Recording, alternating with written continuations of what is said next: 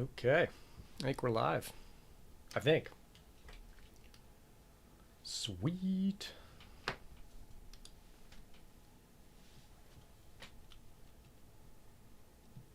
How you guys doing today? Cool. I think it's 9:59. I'd like to maybe at least get prepared, semi-prepared, a little bit early, but start at 10 o'clock sharp. We got a boatload of questions to go through. So, yeah, let's see what we got here. I got a million things going on, and yeah, I'm gonna pay attention to you for the next hour. So, let's see. We'll we are live. 619 OTA. Welcome. Good to see you. Bold Marble Cockatiel, you are top of my list of questions to answer. Andre, what's going on, guys? Super good to see everybody. Yeah, ultra pumped.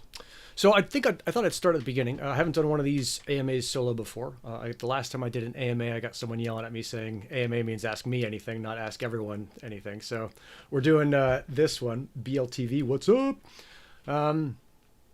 To kind of share as much as I can and as much as I know about helium with you guys, and really about the bigger space. I think what you guys are going to see as you follow Gristle King for the foreseeable future is that we're going to expand, or I'm going to expand kind of my focus of interest to the whole blockchain and meat space, or blockchain meets meat space intersection. So Helium was kind of the first and probably the best project so far, not probably, the best project so far in that intersection of the blockchain and the meat space, or what you might call the real world. What's up, Alfio? You see me squint a little bit. I got my stuff off the side of the screen. So yeah, you're going to see that kind of exploration of these new projects out here. And that's one of the questions we're going to hit. But the first thing was just to go through and kind of answer as many questions as I could, as fast as I could. As you guys might know, I also do this as my real job. So if you do want to book kind of one-on-one consult, go to gristleking.com, look at services up in the top right. You can book consulting time with me, and we'll do a 1 hour, 1.5 hour one-on-one. But for this is kind of all free out there, super open. David Hoffman, what's up? Let's see. Oh man, 619, and there's some H antenna stuff. Michael Fields, Usland Alexander, what's going on? Right on. Okay. So the way that I'm going to work these AMAs is I'm going to make this stuff what I think of as kind of radically public, is that it's not going to be a secret thing where you put your question in, nobody knows what the question is. I want everybody to know kind of what the questions are in Helium. I'm not the only content creator out there. I want to make sure that we all have a chance to answer these questions, and so that we all grow this community together. So if you're on the tubes right now in the description, you should see 2 links at the top. One is to the questions. So if you have a question for this AMA, you can put it in there. A lot of people already have. And then the second part is the kind of this radically transparent part, which is the entry. So you can see when you put your entry in what it was. Everyone else on the internet can see that as well. So your first name or handle there, that's public. Try and keep that clean. In fact, not try, keep that clean. I'll change it if it's not, or delete it if it's not. But put your questions out there, and we can all work together to kind of clear up a lot of the confusion about what is a fairly complex topic. So Mende, huh? Cool. Long Island driver. All right. I don't want to drive around you. I got to be careful. I grew up driving a little bit in Boston, or being driven in Boston by my parents as a little kid. And the East Coast driving is no joke. Okay. So that's blockchain meat space. That's gristleking.com. That's kind of the structure and format of these AMAs. That's how they work. And I encourage you to, if you like this, obviously share this with your friends. The usual: hit like, subscribe, smash, etc., etc. Do all the things if you're good from it. From Connecticut, what's up? Hey, I was born in Farmington. I spent the first 10 years in West Hartford, and then got out of there. But yeah, fond memories of Connecticut and giant snowstorms, which we don't have in California. It's the bitter depths of winter. I think it's all the way down to 50, and none of us are having it. Okay. Let's get started on these questions. If you have anything else, you'll see that Lee Team Gristle King, my lovely bride, is in there in chat. You can hit her with stuff. She's paying more attention to the chat than I can, because mainly I want to focus on you and your questions. So hit her with that stuff. Okay. Question 1, Bold Marble Cockatiel. And if you want to see these questions and where I am in the whole flow as I'm doing this, is the link should be in the description. I think it's the second link down, which is the AMA entries link. So I'm going from the bottom because that was the one that was asked first. The topic is antennas, and it's a quantity versus quality question. So I'll try and paraphrase it, because I think that's the best way to do it. BMC, Bold Marble Cockatiel, is he's in a really crowded area, and the local hotspots have a really low scale. So if he witnesses those hotspots, and witnessing is 75% of your earnings, he or she, whoever it is saying, I'm going to get lower rewards because I'm witnessing lower scaled hotspots. Should I, because I've got a high location, should I try and punch out across, I think you're in San Francisco, across the bay to where there are higher scaled hotspots and only try and focus my antenna kind of beam width on those guys? I think it's a really interesting observation, and I would try it. The last part of the question, is it ethical to do that? Is it ethical to kind of optimize for earnings at the sake of local coverage? Look, I think we're all in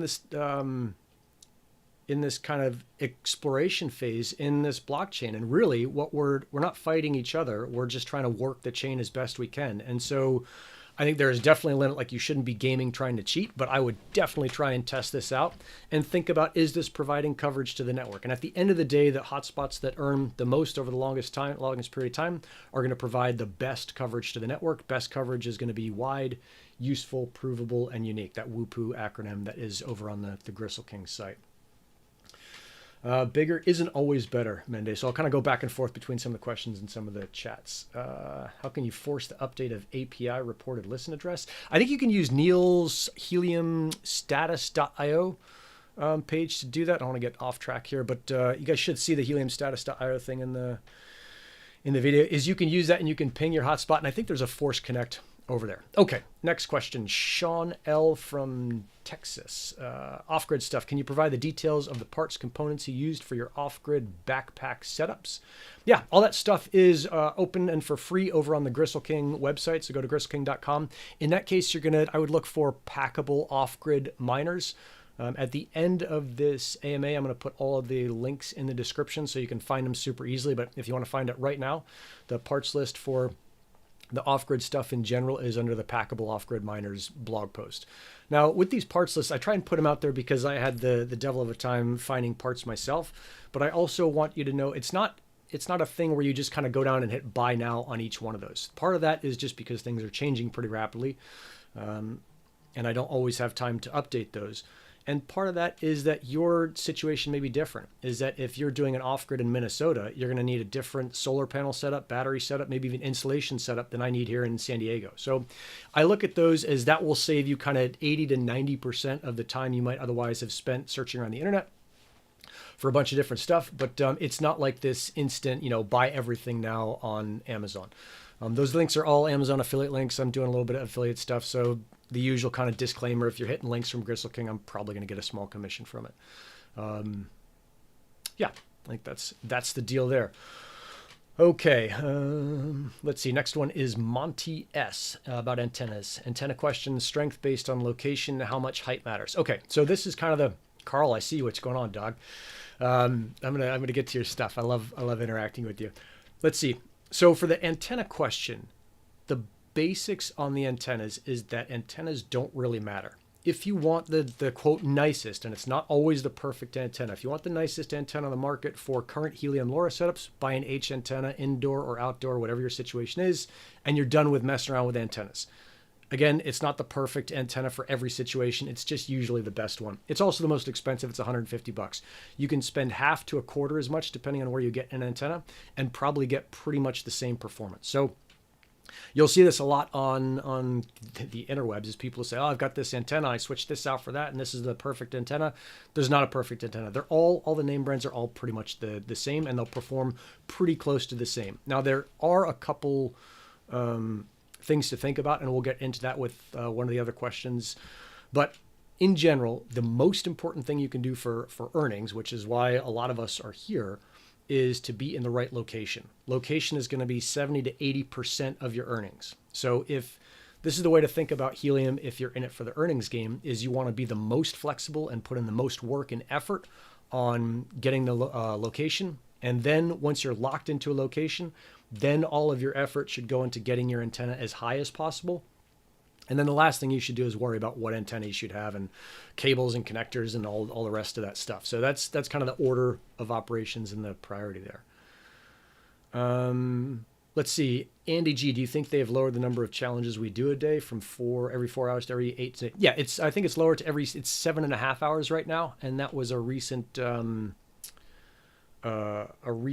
chain var change. And you can see all those chain vars. I'll put the link to the DY's ETL's kind of list of all the both all the variables to the chain vars so you can see them. So everything that applies to the blockchain, to the number, from the number of witnesses to how often you get challenged, to all of that stuff. And then I'll also put a link to the most recent changes. So you can see when we changed to POCV11 from POCV10. You can see when we changed back and forth as they fixed it. Yeah, I'll put all that stuff in the description at the end of this.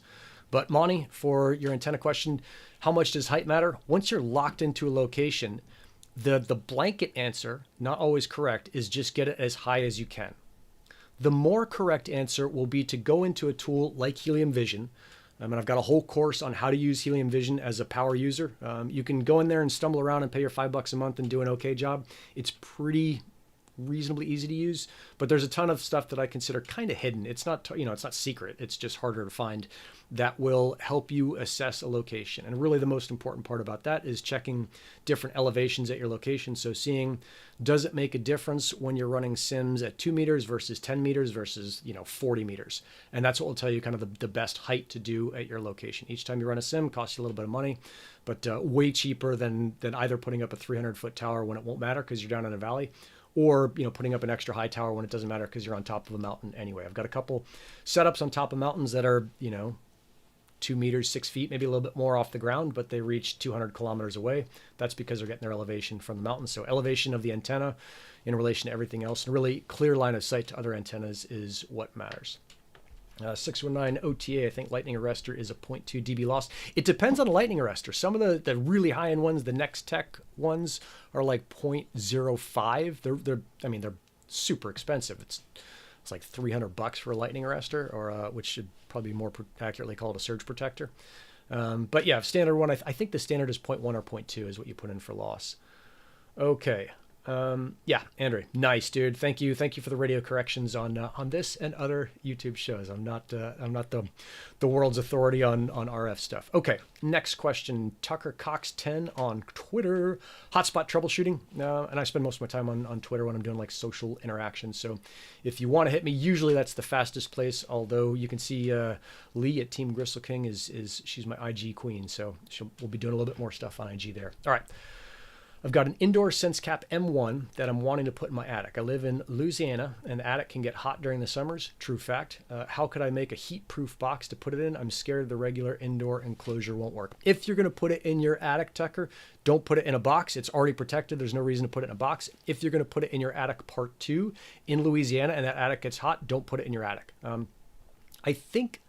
And we can jump into this tomorrow. We're doing another live tomorrow that is more technical in nature, and it's with kind of true technical experts, BFG Neil and Jamie Dubs, into specific hotspot troubleshooting. So we call that hotspot deliverance. But for right now, I'll just do kind of generalities.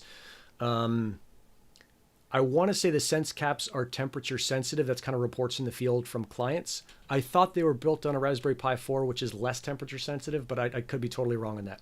In any event, if you're worried about temperature at all, don't put the thing in the attic. Get lower loss cable and run that antenna cable a longer distance. Try and keep your loss pretty low. And yeah, don't put it in the attic. And then you don't have to worry about any of that stuff. You don't have to worry about enclosures or any of that crazy stuff. Run PoE from your router to your hotspot, and then run antenna cable from your hotspot up through your attic or around your attic, or whatever it is, up to as high as you can get on your house. BFG, yeah, you are the expert, dude. Are you kidding me? Like 1,000 times % more than I do. In fact, if you guys have specific hotspot troubleshooting questions, we're doing this thing tomorrow, 10 o'clock, same time, 10 o'clock Pacific. But that's the place to ask like specific hotspot troubleshooting questions, and totally go to BFG Neil's site. What is it? HeliumStatus.io. I think I put it on before. So let's see. It's right there. Yeah, go to that one for your mega questions on technicality stuff. All right. Tucker, I think that takes care of you. David Hoffey on IG, off-grid is the topic. I've been running into problems with my solar setups for off-grid. Can you run through what has worked for you and point me to a video, specifically my solar charge controller, panel, and battery, and the order I should plug everything in? Okay. I will put a link. There's a whole series I've done. I think the playlist is called Off Grid on my YouTube channel, on the Gristle King YouTube channel. And it's supposed to be kind of soup to nuts how to build an off grid. There should be parts in there for everything from how you measure power to what size panel you should think about using, and battery, and how the whole thing goes together. All the drilling and screwing and all the rest of that is all on there. what has worked for me, and I've got a very specific use case for my off-grids because I almost always want them to be in places that are hard to get to physically. I just like to work, and I think that's also a nice kind of halfway security measure. And I just like being outside. You know, I spend most of my time now with my face plugged into the computer, but I love being outside, and kind of combining helium stuff and outside stuff is awesome. So for my off-grids, I want them to be small and light and packable. That's me. You might want them just to be on a truck and you drive them up there. Super chat, Monday. Thanks, dude. That's super cool. Live in Farmington, facing a mountain on one side. I think we've got your question coming up, so I'm gonna hit it, and I'll make sure I keep an eye on the time so we do. But thanks, dude. Appreciate that. So when you're plugging stuff in, I'm going back to 𝗷𝗵𝗁's question, the big important thing when you're plugging stuff in off-grid is to connect the battery first. Don't connect the solar panel to the charge controller first. If you do that, think of it this way, there's no kind of reservoir for that extra power that the solar panel is creating to flow into, and it may flow into your modem and your hotspot and potentially fry them. I don't think it's super likely. I've done it by accident a couple times. Doesn't seem to have had any effect, but you know, the proper way to do it is you connect your solar charge controller to your battery. So now everything is coming into your solar charge controller. And then I think what I do is I pre-charge my battery. So I make sure the battery is fully charged. And then I plug in the hotspot and the cell modem, make sure they're working. And then I plug in the solar panel last, so that begins charging the battery. It probably doesn't matter if you plug in the solar panel before the other stuff. I bet some electrician may have a correction there, but I bet it doesn't matter. And I've done it pretty much every way. None of them seem to break it if you fix everything within 10 seconds. So that's not electrical advice, but yeah, that's what it is. Okay, let's go back to Monday. I'm live in Farmington. I live in Farmington, facing a mountain on one side. Both my hotspots in relay are and suboptimal. I open the ports. What else do I need to do? So Monday, the best thing to do will be to go through the Helium. We have like a relay status fixing page on Gristle King, and there's a form that one of the members from Discord built, who's a wizard with all the networking stuff. That's Jason on Discord, and I just made that really pretty and easy to go through, so it's all yes and no questions. That will take you through getting an off relay, or it'll also show you like you can't get off relay in your case. So sometimes you're behind a CGNet and there's like not much you can do other than the VPN stuff, and it'll give you a link to stuff to go into in the VPN side if you can't fix that relay. So thanks, dog. Let's see, facing a mountain on one side, so the other part with this kind of facing a mountain thing is that before POC 11 and early on is you could get away with like a flat panel, a patch antenna that was directional, so you weren't putting any energy into the mountain itself. And that's what I used to recommend. I've updated that recommendation. So if you're on a mountain, you might as well put an Omni up. There's going to be helium stuff getting tracked around you almost no matter how remote you are.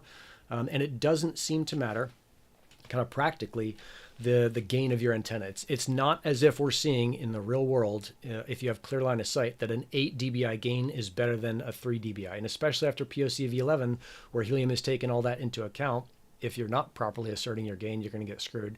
But I'm still seeing, you know, the 3 dBis are pushing out over 200 kilometers over water with a clear line of sight. So there's no range issue there. And then even in kind of the mountainous, semi-mountainous area of San Diego, I know you Colorado people will laugh at us calling these mountains, but we're still seeing 30 kilometers with clear line of sight, even 50 kilometers clear line of sight. So no great reason to put a patch antenna, other than that you kind of like futzing around with antennas. We'll get into the one exception a little bit later on. Okay. I think, geez, there's a lot of chats here. You guys are crushing it. Matthew Marcus, dang dog. Yeah, I really appreciate it. No question, just a small token of appreciation. Thanks, dude. I'm super pumped. That was radical. Okay, and Monday, you got a 5.8 dBi. Antennas are not a huge deal. Stick with a 5.8. If you want to, you can test it with a GLaMOS, but you won't see I don't think you'll see a huge difference. Okay. David Hoffey again, what's the most efficient plan of attack for acquiring more hotspots? I don't have an inside track there. I talked to Anna Bobcat. She is a rad person. Bobcat seems to be the fastest on kind of consistently delivering hotspots, but there's a ton of different hotspot vendors. Now, this is something that I'm going to go into in a video I'm going to release with Jeremy Cooper from the MOC, and we talk about kind of what Helium is responsible for. And in the realm of hotspot manufacturers, it's a lot less than you think. It's not like... we're not dealing with a normal business here. This isn't, you know, where you have a ton of protection. This is really caveat emptor. This is really buyer beware territory. So with that said, Bobcat has been really good about delivering on their promises. Rack has been pretty darn good. They had some super hiccups in the early phases, but like, let's see, 𝗫𝗫 has not been good. And then I'm seeing there's a bunch of these drops that are executed with varying degrees of excellence or non-excellence. There's not like a secret spot that I've got to get you more miners. I look on eBay and then just look around. A lot of people bought miners and are thinking like, okay, I'm not going to make $1 million in the first month. I'm going to sell these things. So yeah, I think if you're in it for the long haul, and by long haul, I mean 6 months to a year, you're probably going to be happy with any good deployment that you do. You will not be happy if you're just going to scatter your hotspots in grandma's basements all over the US. Worth looking into Facebook ads to target potential hosts. Alex, yeah, totally. I think that's a super cool plan. I've seen people who are marketing kind of Facebook people do that really well. Some of my kind of marketing excellence buddies have done a great job of that. So if you're looking to find spots, if you don't have spots and you've got hotspots, that's a great way to do it. The other thing to do is go to heliumjobs.io, and they have a real estate section now where you can say, hey, I've got hotspots, I need locations. Or you can say, hey, I've got locations, I need hotspots.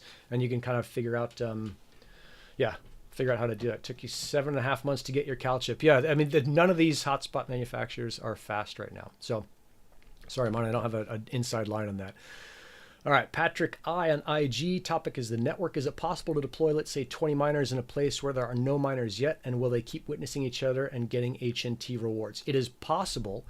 But what we're seeing, and this goes into the whole kind of POC challenge stuff, is it looks like the minimum number of hotspots you need to earn optimally. So to be in, let's say, the top, I don't know, 20% in the world, maybe 10% in the world, the minimum number of hotspots you need is somewhere between 40 and 60. It's more is usually better, but the kind of the bottom of that level is 40. And that is, this will kind of change over time, but basically the way the POC cycle works is that any hotspot in the world can issue a challenge. They can issue that challenge once every about 7.5 hours. Let's say 8 hours, 3 times a day. They can issue a challenge. They issue that challenge, and that gets sent out to the network. The network randomly assigns that challenge to somewhere else in the world. So you could have an Italian hotspot issuing the challenge. You could have your hotspot in Los Angeles receiving that challenge. You receive that challenge and you beacon that out. So the second step in the process is beaconing out that challenge. That beacon is then witnessed by hotspots around you. Those witnesses report back that they witnessed your hotspot back to the Italian hotspot, back to the challenger. The Italian hotspot packages the whole thing up, puts it together, and submits it to the network and says, hey, pay everybody for what they did. So the challenger gets something like 5% of the rewards, the beaconer gets something like 20% of the rewards, and the witnesses get 75% of the rewards released for that whole kind of activity. So with that as a background, the reason that 20 hotspots are less likely to do well, even over time, in my experience, and this is kind of more application, it's not totally what the math is saying, is that those 20 hotspots, just from kind of randomness, may not ever get a challenge, or may not get enough challenges to issue enough beacons. And without beacons being issued in that spot that all 20 of those hotspots can see, can witness, you don't get the witness rewards, and the witness rewards are where you make your money. So if you think of kind of initiating, like, of these beacons as initiating an earning event, if you don't have a beacon, you can't initiate the earning event, and so you can't witness, and so you're missing out on 75% of your rewards. In fact, 95%, because you're missing out on the beacons and the witness side. So short answer, 20, no. 40, probably 60, better. And then it really depends on the size of the area. I just did a consult for two crews in Romania, and they're looking at all these villages. And Romania, by the way, has I think the fastest internet in the world. I didn't know that. They have fiber everywhere, super fast internet. When I was watching the guy go through Helium Vision and Hotspotty, everything was happening in real time. And on both of those apps, for me, it takes a little while. I thought I had fast internet, but Romania is crushing there. So what I was talking about there is just the size of the area. 20 hotspots over 6 million acres? No. 20 hotspots over 5,000 acres, a small city or a small village, or 40 hotspots over a small city, small village? Yeah, much better. Let's see, I seem to be reaching more overseas than local, Mende. Is that because, so sometimes that can be because those hotspots have been, they moved their location, but they haven't reasserted yet. Sometimes it's gaming, it's usually not gaming, and we'll talk about that, or you'll see that in the MOC video I'm gonna release with Jeremy Cooper, because that dude is a wizard when it comes to anti-gaming. All right, I'm trying to blast through these. Marco, thinking about POCv11, does it make any difference to my total hotspot and antenna gain if I register a lower antenna gain than the actual one in the Helium app? What could be the difference to my earnings? All right, Marco. So we're going to go into kind of how the whole thing works. And my radio RF peoples, my radio RF peeps, I think Andre's on here. Like, look, this is not how RF actually works, but we're just going to explain it to keep it as simple as possible. What Helium wants to know, what the network wants to know, is what signal strength they should expect from your antenna, right? For any other given antenna. So let's say we've got two hotspots and they're 10 kilometers apart. If we know the antennas that both hotspots are using, we should be able to have a pretty narrow bandwidth of kind of results for the signal strength of the signal, for the strength of the signal that's received for the RSSI. Right? So if it's beaconed out at level 10 and we know over 10 kilometers it loses 5 units, and the receiving antenna is a zero gain antenna, a zero gain dBi, we would expect that the signal strength would be 10, which is the gain on one side, minus the 5 that it loses over the distance, and it ends up, it should get reported as 5, right? That's a very rough and not completely RF accurate way of thinking about it. So how does this affect POCV11? Well, if you report your antenna gain, then Helium, then the network really, the network can accurately calculate what the result should be between the transmitting antenna and the receiving antenna. If you don't accurately report your gain and the result falls outside of that kind of narrow set of parameters for a successful transmission, not too strong, not too weak, right? Not too hot, not too cold, just Goldilocks zone transmissions. Yeah, Andrew, I know you're listening. You're like, dude, you're getting this part wrong. If it falls outside that Goldilocks transmissions, then the network can say, no, that's an invalid transmission. It was too weak or it was too strong. It looks like it's possibly gaming, or it looks like it just doesn't meet the requirements of the laws of physics. So you should, here's where we're going to get into the stuff that is just going to drive some of you guys bananas, because it is a little bit technical. What you should do is you should report the EIRP. So the estimated incidence of whatever. I'm sorry, I can't remember that on the fly. That's like doing public math for me. Effective incidence of reported, what is it? Andre, you'll put it in there. It's the strength of the antenna signal that other antennas should expect from your antenna. And so that's why you want to put the gain of your antenna minus the loss of your cable minus the loss of your connectors. Yeah, Helium dating site. Yeah, go to heliumjobs.io. It's there. So you take gain of your antenna minus the loss of the cables minus the loss of the connectors. So if there's an insertion loss of 0.1 dB for your lightning arrestor, surge arrestor, you put that in there. And that's what you enter in. Now, the advanced user piece, because that's what every other antenna should be able to hear. The advanced user piece is, we'll make it a very kind of simple thing, is let's say you're in Florida, which is the flattest state in the union and also has a ton of trees. It's a very difficult RF environment for Helium.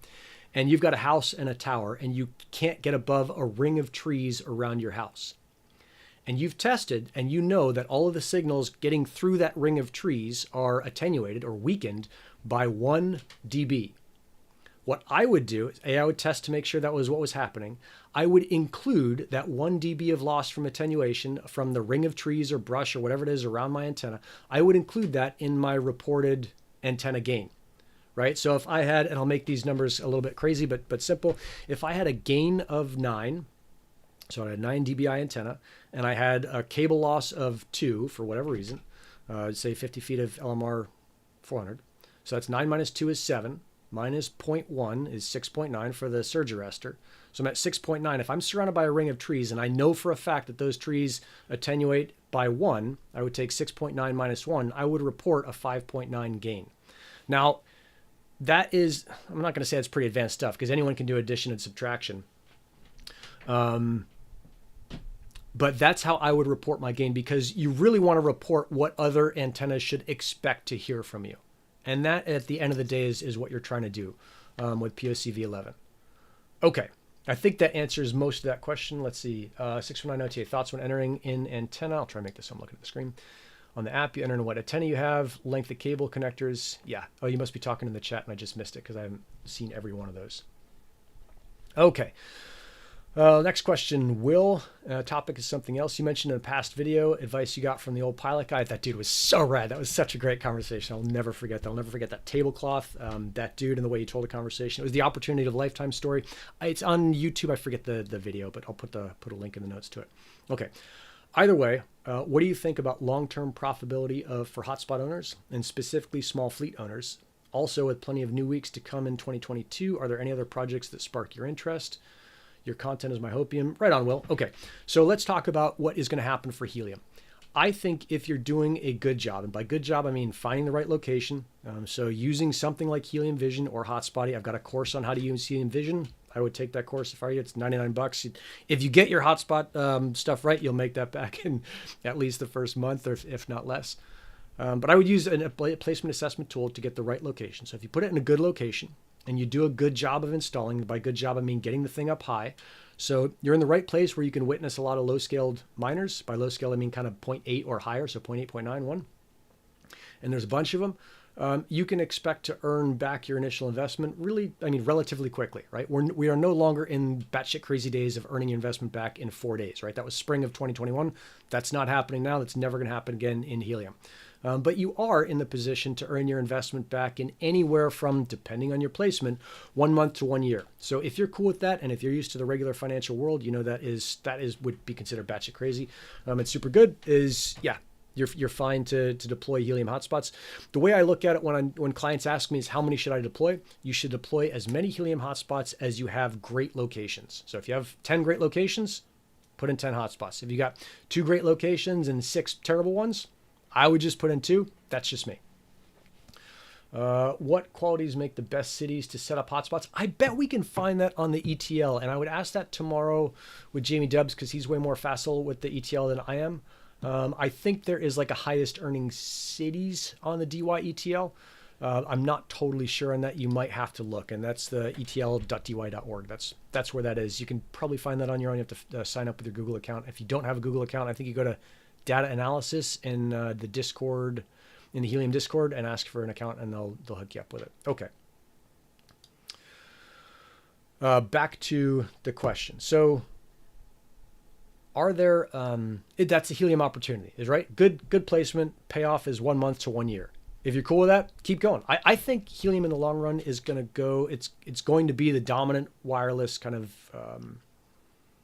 I don't know, playground or environment. I think a lot of these other things that are coming in are going to either get edged out or they're just going to do different things. And we'll talk about other projects. I've got an interview launching with Justin Caswell over at 𝗵𝗁. I'll try and get that launched in the next day or two. We had an hour-long talk, and what he's doing is pretty different than Helium. There's going to be some overlap. So I think that's a project to keep an eye on as well. I've got interviews lined up with a bunch of folks. So like I said at the beginning, what you guys are going to see is I'm going to focus more on intersection of blockchain and 𝑚eatSpace. 𝑚eatSpace being kind of the cool guy name for the real world, or what most of us would consider the real world. And so those other projects are, let's see, 𝗵𝗁 is one of them, HiveMapper is one of them, MapMetrics is one of them, WeatherXM is one of them. What is the other one? And I think I've got interviews coming out with all those folks, so we can dive in on those interviews and show you kind of what's going on and what I expect and what maybe some of the challenges will be. But those are the other ones I'm looking at. I'm also into a bunch of crypto. I don't know if like sharing that crypto information is that useful, and it's not for any privacy reasons. It's more because I'll be super straight with you. I have not no idea what I'm doing, but I'm not like a crypto trading expert. I look at projects, I read about them a little bit, and then I'll throw some money at them. And the amount of money that I throw at them depends on how much I have at the time that's free. I'm not like a wicked investor. So I wouldn't want to share those just because I wouldn't want you to be kind of unduly influenced. If you really want that, maybe we'll do that in the next live. And you're like, dude, I don't care. I just want to know what you're doing just so I have more optics. Lucas G. Swab. Do you use bandpass filters or passband filters? Are there some filters you suggest? No, I don't use them. I've seen, let's see, there's a dude in Ireland who is a wizard. I'll check in with him because we were talking about this. He's deploying on a bunch of cell towers. But the last time I looked at using bandpass filters on cell towers, which would for the uninitiated, which would filter out some of the kind of extra frequencies around your antenna and give you a cleaner signal. The best thing to do was to get, I think it was 2 meters of vertical standoff distance. So as long as your antenna is 2 meters above and below the other antennas out there, you don't need the bandpass stuff. And if you do, there's a specific type of filter that they recommended. I'll dig that up and put it in the notes. But I'll keep on blasting here to get through these because you guys have a lot and it's awesome. Mixed by them. Love 𝗵𝗁. I love 𝗵𝗁 too. That was a really cool conversation. I did not expect that guy to be who he was. I know he'd be super cool just from his interaction on Discord, but and I didn't expect that project to be what it was. So super cool to see that. Okay, let's do John Smith. Topic is something else. Trouble with using Helium Vision. Cool. This is a classic thing on both Firefox. So basically what happens is he's enabling the grid hexes on Helium Vision because he wants to see the res4, the res5, or 6, 7, 8. And nothing pops up. Nothing is popping up because you don't have a placement or a hotspot selected on the screen. So when you go into Helium Vision, you've got to tell it where you want it to center its hexes. So you've got to choose either a hotspot or a placement. And so you can drop a query placement. So you can drop a placement on a place, so it's a new placement. Or you can choose a hotspot that's currently there. Or you can choose a placement you already have. So you're telling Helium Vision where to build that stuff. Let's see, you've dropped a bunch of pictures in there. I'm not going to click those. Probably not ever, and probably not now. But yeah, if you have problems with Helium Vision, John, you can reach out to me. I'll walk you through it. I recommend that Helium Vision course that's on the site. Go to gristleking.com and then services, and you'll see it. Let's see. Man, you guys are awesome in the chat. Thank you. Do you truly believe gaming farms can be defeated? That's probably a good time to answer that, Mark. Marky Mark STL. Man, I remember Marky Mark. So I think gaming farms can be defeated. Look, is gaming going to be defeated? No more than human capacity for naughtiness or evil will ever be defeated, right? There's always going to be some dirtbags out there. There's always going to be cheaters. There's always going to be people who are gaming the system and collecting an unfair share. That is no more going to be eliminated in Helium than it is in the rest of the world. We had some pretty egregious gaming instances earlier on in the project, but I think now it's down at a pretty manageable level, and keep an eye on the convo that's coming out with Jeremy Cooper for what he's kind of his background and really kind of how Helium in very broad strokes is approaching gaming. I don't think you'll ever hear me or Helium going into specifics about what they're doing against gaming. And that is just, you don't want to give the gamers any more idea than they need about what they're up against. So will gaming be defeated permanently and perfectly? No. Is it down to a pretty manageable level? Yeah, in general, yeah. Are there, pictures of Chinese farms where it looks like, they look awesome? Yes, they're out there. They're not doing that well. Click on those hotspots. In general, like they're not crushing, they're not taking away a ton of HNT from you any more than, and I don't want this to get political, but any more than regular crime exists. Okay. Tardigrade, we seem to have cities covered pretty well, but some of the target market is farmer-related IoT devices. Yeah, I just had a convo with Frank Mong on this. That will be released. It looks like, I'm super excited about this, over on the Hotspot podcast, which is Armand's podcast, the guy at 𝗨spot. He's going to release that thing because Frank came on and we only did audio, and I didn't realize that. I said like, hey, let's do video as well. So we're just going to release it in podcast form, that conversation. But Frank talks a ton about what's next for Helium. I don't want to totally give the surprise away, but maybe I'll give you a hint, is that you should be looking up, and there's going to be some magic coming from the sky. All right, Mark, I'll get back to the AMAs because that's what I want to reward the most. Topic is antennas. What antenna can I use to witness hotspots located from 2 to 10 miles away? Okay, I think we hit this one before. Got a 6.5 dBi. I think maybe it was you that was talking about. You also have a 5.8. Those are both fine. Anywhere from, let's say, 3 to 8, as long as you correctly assert the gain, is going to be fine to go out to 30 kilometers with a clear line of sight. If you're in a city and you're getting blocked, I would go lower gain because you want more kind of robust ability to have local coverage and also to pick up the signal. This is something that came through in the last Deliverance thing, was that at higher, I think this came in from the comments, at higher gains, as the band, as the kind of coverage band narrows, it also narrows the ability for information to be passed through there. And so if you think about the purpose of the Helium network being to provide coverage for IoT devices, is you want to provide a stable connection for all IoT devices. So right now, the network is optimized for kind of hotspot to hotspot communication, but in the future and in the near future, it's going to be optimized for sensor to hotspot communication, and that's going to come from low gain antennas. So big picture here, put in low gain antennas, don't mess with the high gain anymore. There was a time when those had a slight advantage. That time is more or less closed. Always exceptions to that rule. So if you're seeing something that is totally different, then yeah, that's the deal. Okay, just checking chats to make sure Lee hadn't said anything to me. He was like, dude, don't say that, but here we are. Okay, let's see. This is now John Smith, the network. Does the Helium network support any use cases besides connecting IoT devices to the internet? What about IoT devices communicating to each other with hotspots acting as relays without ever connecting to the internet? I think that's mesh stuff, and that is the original project is Meshtastic that got me into LoRa and Helium. Check out Meshtastic, for kind of hotspot or really communicator to communicator talk. So like a moving mesh network. That's not what Helium is right now. So besides connecting IoT devices to the internet, Helium is really like their big long-term play is they want every piece of wireless data and really all data on the interwebs to, in general, flow through the Helium network and to make it so that you take control of the value of your data flow. So whether you're providing Wi-Fi coverage in a coffee shop, whether you are getting Wi-Fi coverage in your house, whether you're providing 5G, 3.55 to 3.7 gigahertz coverage for an open air event, Helium wants you to be profiting or I don't know how they'd say it, whatever, valuing it with tokens for the service you're providing. Let's see, what about devices LoRaWAN capable that nudge up against physical legal bandwidth limitations? For example, downloading small files off the internet. I don't think LoRa is for that.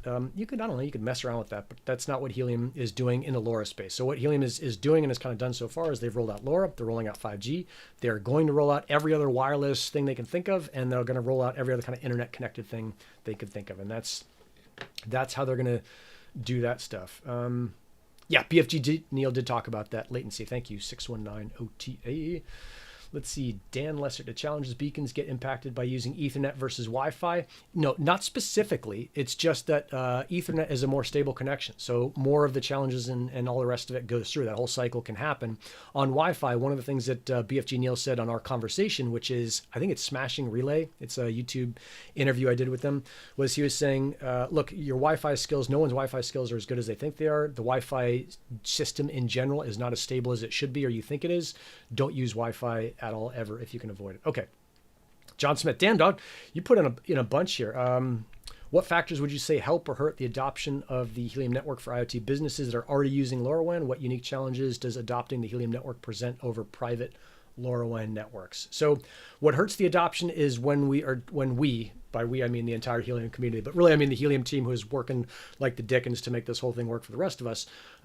When we make a mistake or we push too fast or the network grows too big and we aren't able to provide the kind of connectivity for IoT sensors that a big industrial user would like. I think Jamie Dubs and I talked about that on the interview I did with him, where we were looking at data transfer over the network and we saw basically there was, I don't know, a little amount, and then it bumped up. It went crazy for a month and a half or something like that.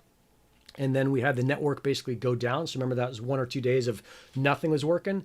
And after that, we saw that the total amount of data used on the network went back down to half of what it was. So what we think that was a larger user coming in and saying, okay, I'll try the Helium network out. They got burned when the network broke. And so they moved all of their data back off the network. That would be my guess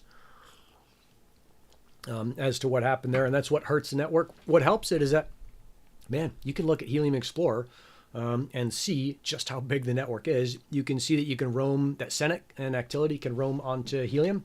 And so what helps it is just this, it's becoming ubiquitous. Now, I think I saw one of the chat questions, and I'm sorry, I don't remember who it was. They're talking about the cities are filled in, but the really the roads connecting them are, and I call this the kind of the dots and lines or the clusters and lines problem. Is that if you look at Helium in Explorer, you see there's lots of clusters in the cities, but there's no lines. So lots of green clusters over the cities representing tons of hotspot coverage in the cities. There's no green lines connecting the cities. So there's no green lines on the Interstate 8. So if I was to drive from San Diego to Yuma, Arizona, or to Phoenix, Arizona with a tracker, there's no way to track that the whole way because there's not Helium hotspots along the 8, which is the freeway that connects the two cities. And that's because there's not a financial incentive and an HNT incentive to put them out there. What is going to happen, or what looks like it's going to happen, is that that stuff is going to move away from just terrestrial, and we're going to see some, there, the cat's out of the bag. We're going to see some non-terrestrial Helium coverage applications. Okay. Let's see. Looks like Lee's got the chat. Stefan Margot, I hope I'm saying that right. Off-grid, is the RUT240 still your go-to cell router for off-grid deployments? I think I answered this on Twitter, and then Lee was like, stop answering the stuff on Twitter. We're going to answer it in the AMA. So yeah, I've got the RUT240s on a couple of my off-grids. They're out there. They're working pretty well. I had problems with one of them, got frustrated, just said I'm going to go back to the IBR, the cradle point, so the IBR 200s. Those are about twice as much as a RUT240. I'm just being very kind of rough with my calculations, and figuring twice as expensive is at least way better, if not twice as good. So just more robust. With one exception, I haven't had any problems with cradle points, and that's happened after a year. And I don't know if that's the cradle point itself, but I'm going to switch that out. So that's the 650C that went into amateur jade hair. I'm going to switch that out. If it doesn't rain on Thursday, I'll switch that out on Thursday and bring you guys along for the ride with a little bit of live stream in there. Okay. Stefan Van Dop on Twitter. Optimization for people who live in apartments in big cities. Is placing stuff just outside the window or on a balcony inside a city block useful, as opposed to just keeping it on the inside of the window? Yeah. So just let's think about this in terms of what kind of coverage are you providing. If you're putting your antenna outside, it has more kind of signal strength to get the signal out. And it also, this is not the RF way to say it, but it also gives the antenna more room to breathe. And the more room that antenna has to breathe, the more room it has to kind of develop the propagation pattern of LoRa, the better it's going to do. So the further away you can get it from your building, the further away you can get it from your porch, your balcony, the better it's going to be. Now, this goes back to something I said earlier on, which is you might think about, and this is just going to be something you have to test, is that if it's inside your building or it's inside your attic, or there's a known attenuator between your antenna and every other antenna, just like the cable loss is a known attenuator. Attenuator means weakening the signal. Then you might consider entering that into the app. So if you know that you're gonna lose, 1 dBi or 2 dBi just punching out through your window, your walls, put that into your app as your reported antenna gain. You're only going to get that from testing. Ideally, you should test that with the 𝗏𝐿𝐴MOS so you actually know what's going on.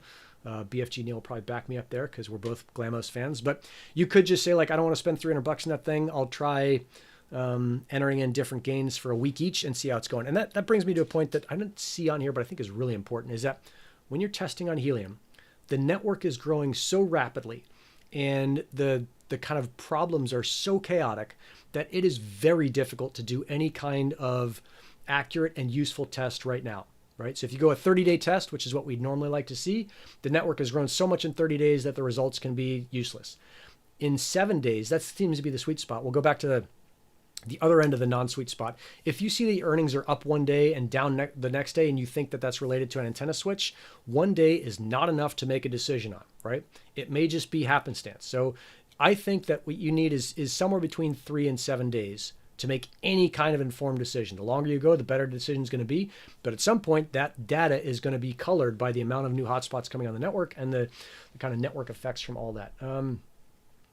MLF-FAM, is the H antenna from MP antenna still a good option with POC-V11? Yeah, it is. It's a low gain antenna. It's high quality, so it's going to be, and it's also picking up, signals from different polarization patterns.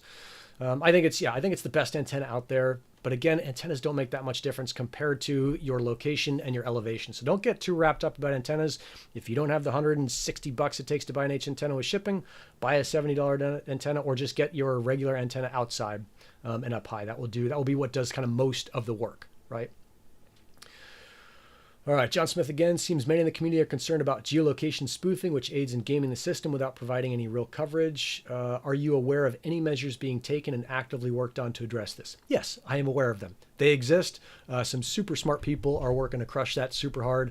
And we're coming to, this place, as I've said before, where the gaming rewards are just going to be at this like constant minimum where you're going to be playing that cat and mouse game. But for the most part, the gamers are not going to be, stealing a ton of money or kind of money that should irritate you from our reward pool. All right, weak ass dunks on Instagram. What are the factors that make the HNT earnings fluctuate so much? Usually I get 0.2 HNT a day. Once I got 1.9. Sometimes I get 0.05. What's behind that, please? Okay, so that goes back to the POC cycle. If you've got a bunch of beacons that are firing off around you and you witness all those beacons, so luck of the draw, you're in a place with lots and lots of hotspots and you witness those beacons and you're not knocked out of the witness pool, which is limited to, 18 right now, then you can earn more. And conversely, if you're in a place where you didn't witness beacons or you got knocked out of a couple witness pools or you got knocked out of a couple witness pools, then you're not going to earn as much. So it's really a factor of kind of what is happening that day and the random luck of the draw. Remember, I think the last chain var in there is that the max witness number is 18. So out of, let's say a beacon goes out and 3,000 hotspots witness it. Out of that 3,000, only 18 are going to split the reward for that beacon, and those 18 are randomly selected out of that 3,000. So that could be your point 2 day, your 0.05 day is that no beacons were heard by you, or you didn't win the lottery for any of those beacons, and all you got were the mining rewards, which is like constructing the challenge. Alpha is cheaper. Okay. Tin laws. I'm guessing alpha is another antenna. Yeah, there's cheaper antennas for sure, and they probably work almost as well. Let's see. And sometimes they'll work better. Bold marble cockatiel. I think we submitted this question. Yep, I think we answered your question. John Smith again seems. Man, am I just going through this again? Sorry, scrolling around. I'm over on the AMA entries page, so if you want to follow along, and I'm almost to the top. I think we got 11 minutes left. Yeah, I think we can knock out most of these. Rob, in Helium Explorer down on the left is the load checklist. I click on it to see where my next milestone is. The transfer data always blinks and have not hit that milestone yet. When should we see data being transferred? You're going to see data being transferred on the network when there's data being transferred around you. So if you want to buy an LHT65 from Dragino, the little temperature and humidity logger, or sensor, you will see, and you put that outside, you're going to see data transferred on the network. That may get picked up by your hotspot antenna, may get picked up by someone else's. But if you're not seeing data transferred on the network, that's because there's no data around you. And then it's kind of a cool, game to go around and see where you can find places where you might implement data. Excuse me. Voice is getting hoarse here. Where you might implement sensor use for whatever it is, counting parked cars, counting people walking by a store, counting the weight on a bakery inventory, like any of those things, or where you might convince businesses to use Helium to see those same things. Is there any benefit in being a Helium mapper? Nope. Grits 69 Ford F100. Did you have a 69 Ford F100? Lee, we had a 65 F100. And remember that dude parked me in when I was trying out community college and it didn't work out. These guys parked me in. I had this badass old truck. And I just backed out, and to kind of my shame and my credit, I just spun the wheel, backed out, ripped the side off of this car that had totally parked me in. Totally told J-hole move, but that's my Ford F100 story among others. Okay, but that was 20 years ago. I'm sorry to whoever that was, but don't park an inch from me on both sides. All right, Clay. Could you show us one of your personally deployed hotspots earnings and setup? Yeah, you can check out Amateur Jade Hair. That hotspot is mine. The hotspots in that wallet are mine. In fact, we can probably jump over and look through that because let's see. Yeah, I think you guys can see this screen here. Cool. There's Amateur Jade Hair right here. There's the rest of the hotspots. Let's see. This one at the top, Late Rainbow B, is a data only hotspot that's actually sitting right here in front of me. I did not get this. I'll show you. Let's see, there it is. This is a Dragino LPS8. I didn't get that thing to work, and I think I've lost the access code to it, so it's not sitting in my wallet. I don't know how to get into it. I haven't spent the time to do it. I was using that as my data-only hotspot for tracking paragliders, and we would throw that in the helicopter with a battery and a RUT 240 with a modem, or any modem, and use that to kind of provide a mobile bubble. I haven't used that in months. I haven't touched that in a while. Atomic Blood Wolverine sitting in my garage right now. That's a remote miner that was deployed for the paragliding tracking project, and it'll get used again. When it's deployed, it should work pretty well. Fierce Honey Badger is deployed out in one of my favorite places in the world. Thankful Caramel Coil is the bakery hotspot I've talked about before. That if you want to see that, like how that was built, that is the anatomy of a hotspot post over on the Gristle King site. And then Amateur Jade Hair is the one that is out on top of a mountain. You guys can see what these are earning. Obviously, all this stuff is public. I've talked about all that stuff before. You guys not seeing the screen? No, you're not seeing the screen. There's a screen. Sorry, I thought you were looking at the screen, but you're looking at a video of me. My bad. That's all of them. Look up Amateur Jade Hair. You'll find the rest of them. Okay. Let's go back to the entries. I think that answers that question. Patrick Ifram on Instagram, the network. I heard from someone that proof of coverage will be gone one day, that Helium miners will only be rewarded for data transfer. Is this true? Yeah, I'm fuzzy on the facts on this one, guys, and I'm not an expert on every single part of Helium. But yeah, eventually what we're going to see is there are going to be so many miners on the network that we're all going to be splitting, this relatively small size pie, or it's going to be so many miners that it makes your slice infinitesimal, and so you're going to be rewarded mostly on data transfer. So that kind of begs the question: is it going to be worth it when that happens? And the answer is, we don't know. If HNT goes to $1,000, which I think is totally likely within the next year or two, then yeah, it'll probably be worth it. If it drops down to 20, then no, it won't be worth it. So it's on kind of us and you and me to build this network out and make it awesome. Matthew Marcus, you only have 5 hotspots. I only have 5 hotspots I'm willing to share publicly. Yeah. Let's see. So that's the POC stuff and data transfer. Grant and antennas. How do vertical and horizontal polarized antennas work, and what's the real advantage? Would they be more useful in cities and hilly valleys due to more reflection? Yeah. So a vertically polarized antenna is an antenna that is up and down straight, and it's radiating out energy perpendicular to it, right? So it's radiating out energy to the sides. If your antenna is horizontally polarized, it's going to be radiating out energy up and down. So for the most part, you want antennas that are vertically polarized, because every other antenna, or pretty much every other antenna out there, is vertically polarized. And if we think about a vertically polarized wave, I'll see if I can get this on the camera, is coming straight up and down. I don't know if you can see this, a horizontally polarized wave is going side to side, and so they basically just cross right past each other. Whereas a vertical and a vertical will hit each other, and a horizontal will not hit each other, but they'll see each other. Again, not technical RF stuff, but that's kind of how it works, and that's why the multipolarized antennas are pretty darn useful. Is that they can catch signals coming in off axis. So that's the promise of a multipolarized antenna. It's not like a giant improvement, it's just slight improvements. To the moon, 1000 HNT, Chris de la Fuente. Yeah, I don't know if you heard it here first, but maybe someone else has said it. But yeah, I think that's what HNT is going to do. I mean, think about this, guys, is that we are living in a time of massive change with this introduction of the tokenization of assets. And I'll talk about this more in future videos, but everything that you didn't get paid for before, providing Wi-Fi coverage, driving your car, mapping a new place,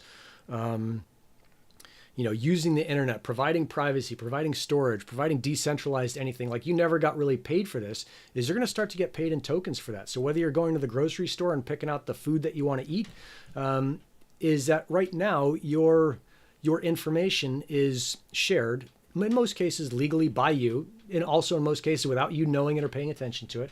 And that information is capitalized by the people, is made into value by their people, whether those are giant corporations or small ones.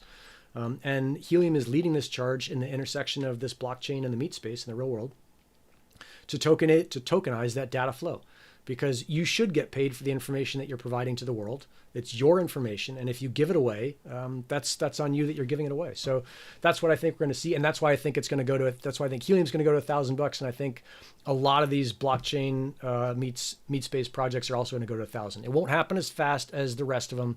It won't happen as fast as the stuff that's totally digital, but I think it'll be a lot more kind of sticky in the long term. All right. 10:56, 4 minutes to go. Dang, I'm close to the top. How much of a block is glass compared to other building materials? I've heard that glass, while thin, is much denser, and so it blocks more signal. You got to test that. Depends on the glass. If it's a single pane window like I've got in my, 1923 Spanish style tiny little house in San Diego, probably going to blast right through it. If it's triple pane glass in Minnesota, Montana, like seriously insulated stuff, it's going to have a real difficult time getting through it. You got to test it. Just be careful when you're hearing that stuff, is that if you've got a pane of glass and then someone is saying radio signals go through drywall better than they go through glass, that may be so if the only thing in between you and the other side is just that thing. So if it's a pane of glass versus a panel of drywall, maybe the drywall is easier to get through. But typically, it's 2 panels of drywall and insulation and stucco on the outside and paint and something else on the inside. So test it. Yeah. Moki, finally, you got your AMA, dog. Here I am. Do you think there should be, or eventually will be, limited licenses per hex to get people to stop putting up hotspots and hexes that already have 4 or 5? I don't think so. I get redundancy is good, but it's getting to the point where it's hurting everyone and not expanding coverage. Totally agree. Would it be possible for Helium to sell yearly licenses for DCs? I think it's possible. I don't think they're going to do it at all. So think about this way, is Helium is trying to make, and this is on us to figure out. It's not on Helium to do. We talk about this in the Frank Mong discussion coming up, but it's not on Helium to kind of fix it. It's on us to figure out what's the best way to fix it, right?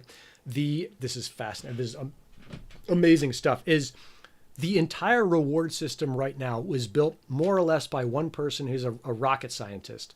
And he did his level best to make it as even and as fair as possible for hotspots to deploy, and to make it as scalable as possible, so that we didn't have to do, hey, we're only going to have X number of hotspots in San Diego, and Zaire should, or Zimbabwe should have more. Like, what, I know there's countries and cities should have more, right? We didn't want to do that, because then you have to go through and evaluate every single city and change it, and it should be kind of changeable and constantly changeable and scalable on the fly. And so that was the intent of HIP 17 and HIP 15.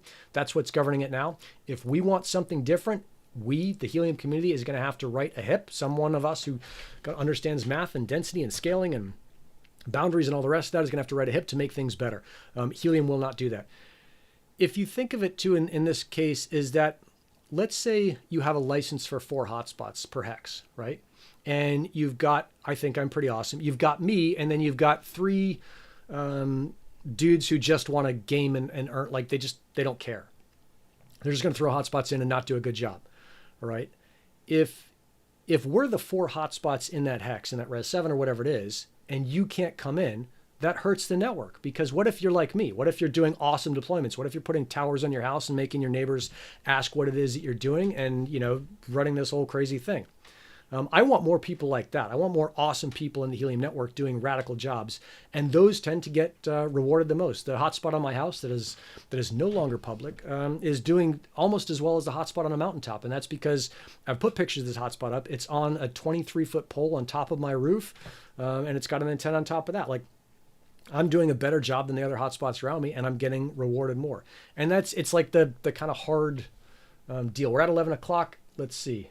I don't know if this thing cuts off automatically. I think I just turn it off when I'm done. Let me check my calendar real quick and make sure I got time, because I'll keep going if I can. Yeah, I'll go for another like 5 minutes and see if I can knock these out. So that's why I don't think we'll see kind of a limit per hex. It'll just come down to people who are not making much are just going to get sick of it, turn it off, sell their hotspot, move it, whatever. That's what we're going to rely on. Name or handle 𝗵𝗁 on Twitter, melted oily dog. We are earning around 0.1 HNT per 24 hours. That is slightly above the global average, which you can see on the 𝐷𝑦_ETL. Is it worthwhile to buy a higher dBi antenna to make connections further away? No. Since our surrounding hexes are all red, I'm not sure what that is. Probably they're overcrowded maybe. Or are they offline? I'm not sure what that means. Should we try to reach past the nearby red hexes for the green hexes further away? Melted oily dog. And we talked about that at the very beginning of this thing, is should you try and reach kind of higher grade, higher quality hotspots further away? I don't know. I'd try it. Yeah. I don't know. I would always try and provide as much coverage as possible, and then let the network sort out rewards. That's how I'd roll on that one. Next one is also melted oily dog. Minted miner with stock 2.3 dBi antenna in a condo about 33 meters high. Good job. Indoors, so the signal goes through the impact windows facing north over water to Miami Beach. We have 111 witnesses past 5 days, 216 average beacons in the past 7 days. Transmit scale is terrible, 0.12. We are earning around... Okay. It is not worthwhile to buy a higher gain antenna. It is worthwhile to move that hotspot. If you got a transmit scale of 0.12, that indicates that you are in an overcrowded area, and you should move that hotspot to a place that is less crowded. The number of total witnesses, the number of average beacons, I wouldn't pay attention to that. There's not anything that I know that you can do about that. Other than cheating, and I just won't help cheaters. And the cheating stuff is probably going to get shut down just by Helium's anti-gaming stuff. But like the single biggest thing you can do is to move your location. Neil, thanks, dog. Hell yeah, you're the best, dude. Thank you for the super chat. I just saw it. It took me a hot minute to catch up. And Tim Laws, Jesus, you guys are crushing. Way to go. I did not expect that. Thanks for. Yeah, I miss Para1 too. He's a rad dude. Andre, I think you're my RF truth source. I bought a hotspot, but you might be a different Andre. I bought a hotspot from someone. They transferred 3 hotspots to my Helium account. I moved them to another city. I paid 10 euros, changed the location, and after 1 day, the hotspot is witnessing in another city still. 2.5 days. I think you have to wait for that stuff to catch up. Howling Violet Falcon. I bet that's caught up already or in the next day or two. How do you join the consensus group? You don't. That was an old thing before we had validators. I guess technically you can join the consensus group by buying into a validator and running one. If you run one, I would just say take the 10,000 HNT that you need and go with StakeJoy. They'll do everything for you. They take a cut. That's where I'm running the validator that I'm splitting. That makes it super easy. It is flat out not worth it from a return perspective, right? It's a 6% or 7% or less percent return. You can do way better than that in other crypto. If you want to run a validator, you're doing that because you love and believe in Helium. And like me, you are sometimes an idiot with late night crypto investments. And at least that HNT that's in a validator is locked up, so I can't touch it. So that when it does go to 1,000, I'm actually going to walk away with something instead of some of the crypto trades I've made. Okay. Yeah. Although so far, most of them are going pretty well. Do you offer the service where we send you, this is making money with Michael.